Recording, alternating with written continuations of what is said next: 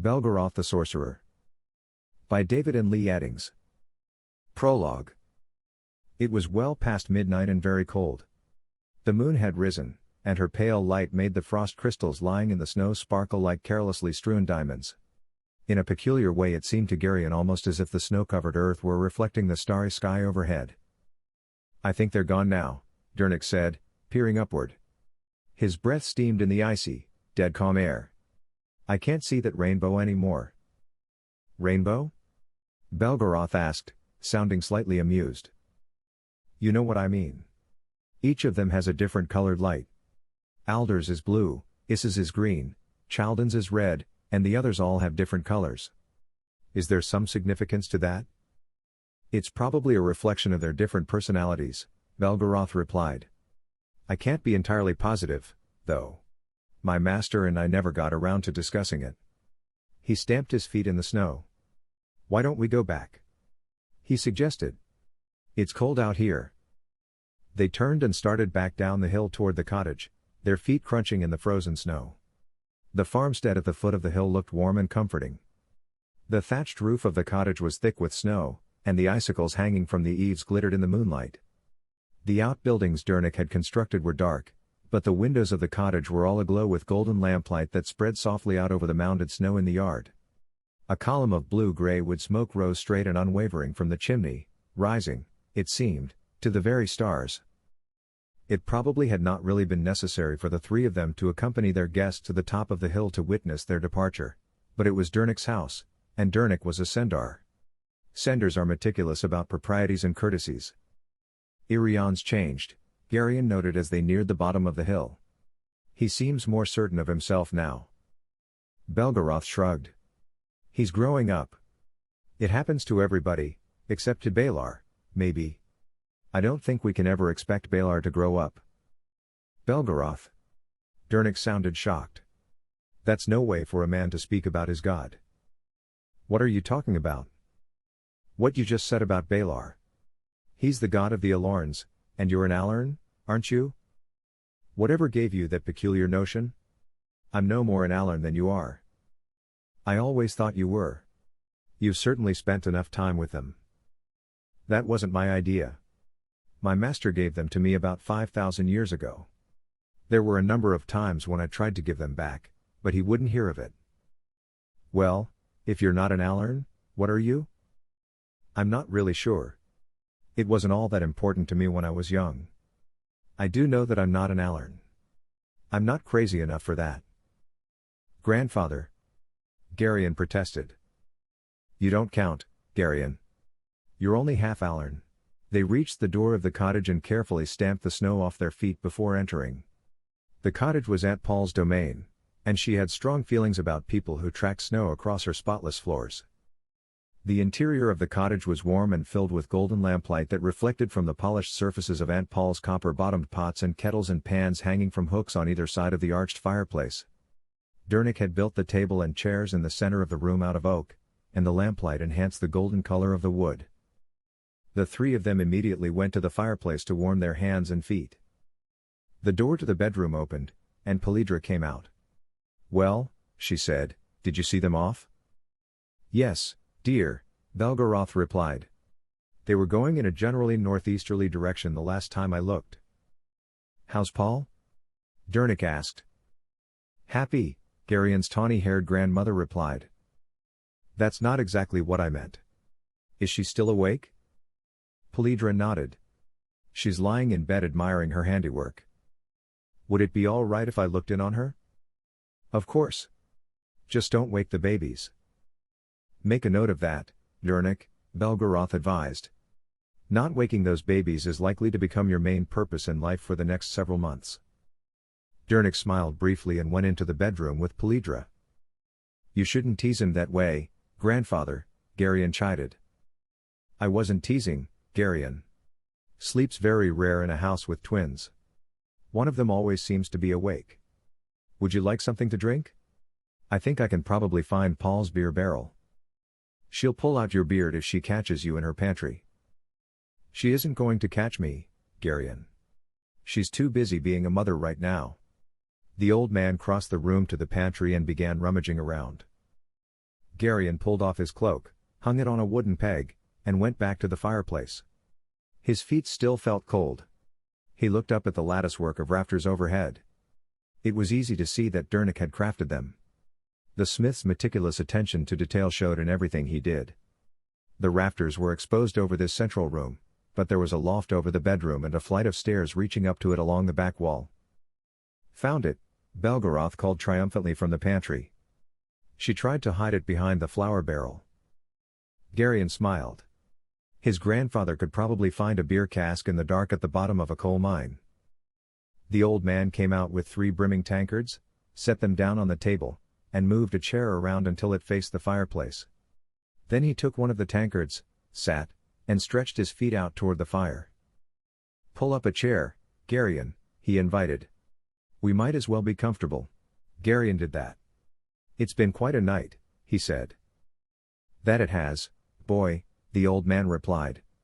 "That it has. Shouldn't we say good night to Aunt Paul? Dernick's with her. Let's not disturb them. This is a special sort of time for married people." "Yes," Garion agreed, remembering that night 2 weeks ago when his daughter had been born. "Will you be going back to Riva soon?" "I probably should," Garion replied. "I think I'll wait a few days, though, at least until Aunt Paul's back on her feet again." "Don't wait too long," Belgarath advised with a sly grin. "Sinedra's sitting on the throne all by herself right now, you know. She'll be all right. She knows what to do." "Yes, but do you want her doing things on her own?" "Oh, I don't think she'll declare war on anybody while I'm gone." "Maybe not, but with Sinedra you never really know, do you?" "Quit making fun of my wife, grandfather." "I'm not making fun of her.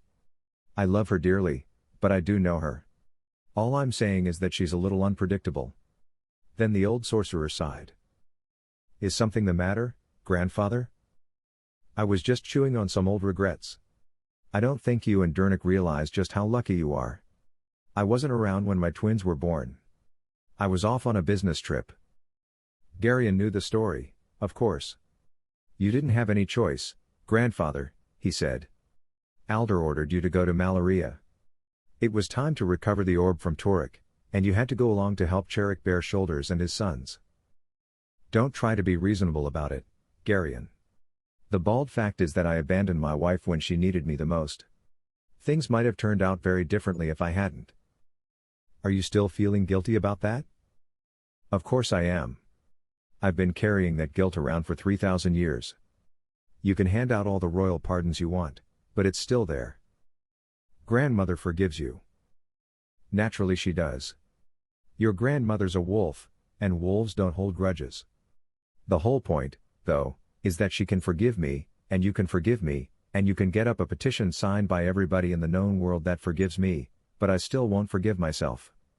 Why don't we talk about something else?" Dernick came back out of the bedroom. "She's asleep," he said softly. Then he went to the fireplace and stacked more wood on the embers. "It's a cold night out there," he noted. "Let's keep this fire going." "I should have thought of that," Garion apologized. "Are the babies still asleep?" Belgarath asked the smith. Dernick nodded. "Enjoy it while you can. They're resting up." Dernick smiled. Then he too pulled a chair closer to the fire. "Do you remember what we were talking about earlier?"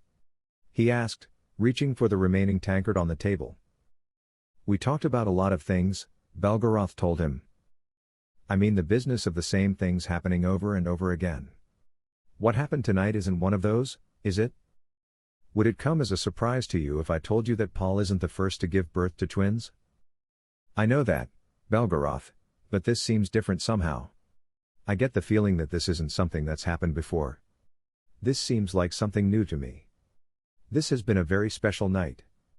Ul himself blessed it. Has that ever happened before?"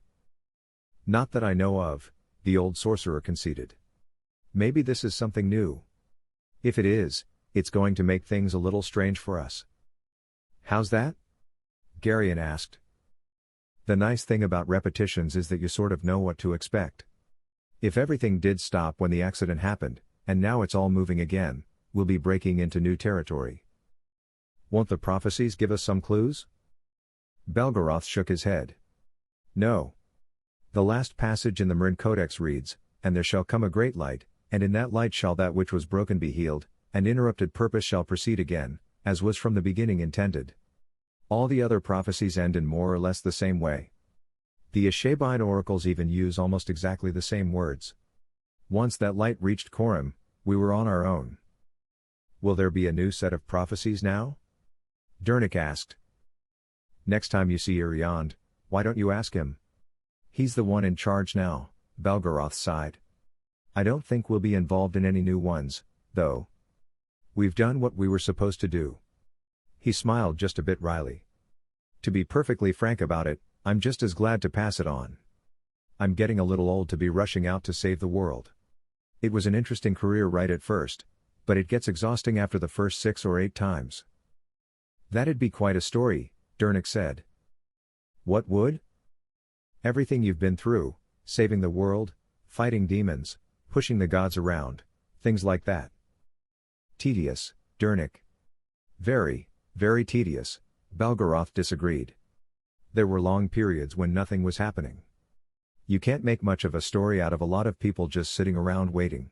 Oh, I'm sure there were enough lively parts to keep it interesting. Someday I'd really like to hear the whole thing, you know, how you met Alder, what the world was like before Torek cracked it, how you and Cherrick Bare Shoulders stole the orb back, all of it. Belgarath laughed. If I start telling that story, we'll still be sitting here a year from now, and we won't even be halfway through by then. We've all got better things to do. Do we really, grandfather? Garion asked. You just said that our part of this is over. Wouldn't this be a good time to sum it all up? What good would it do? You've got a kingdom to run, and Dernick's got this farm to tend. You've got more important things to do than sit around listening to me tell stories. Write it down, then. The notion suddenly caught fire in Garion's mind. You know, grandfather, the more I think about it, the more I think you ought to do just that. You've been here since the very beginning. You're the only one who knows the whole story. You really should write it down, you know. Tell the world what really happened. Belgarath's expression grew pained.